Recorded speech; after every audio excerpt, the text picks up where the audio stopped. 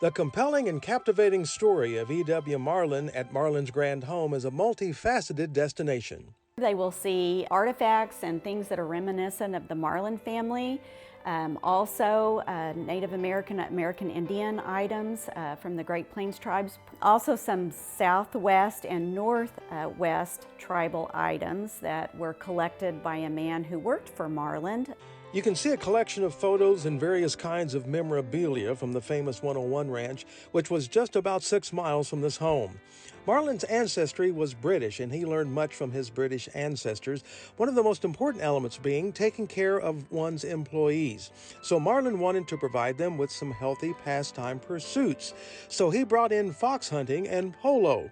This large painting in the home Marland had commissioned reflects his love of fox hunting. So the horses had to be brought in, the foxes had to be imported from Pennsylvania. Of course, all of the other equipment had to be purchased and brought in. And all of a sudden, they created this, fox hunting culture in Ponca City.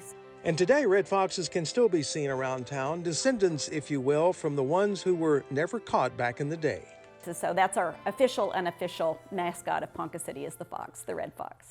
Now, Ponca City has a fox hunt per se around the city itself. You go to designated sites where they will find a picture of a fox, a statue, or perhaps even a real fox. And the Marland Grand Home is the last location on the city tour.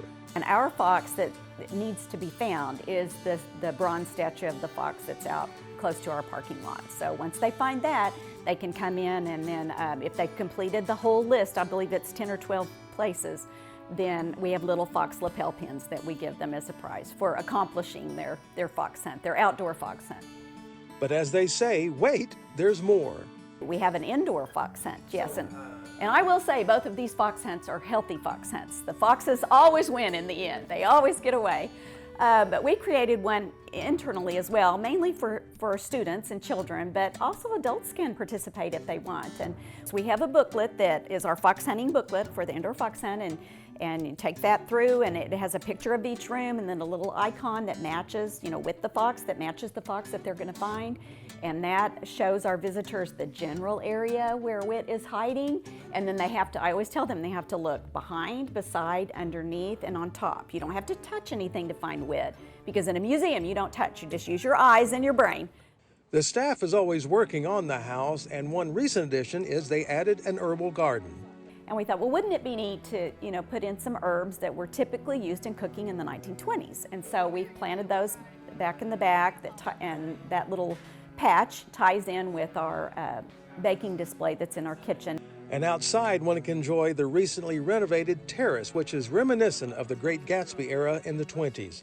Come to the Marland Home to enjoy a true Oklahoma national and international experience.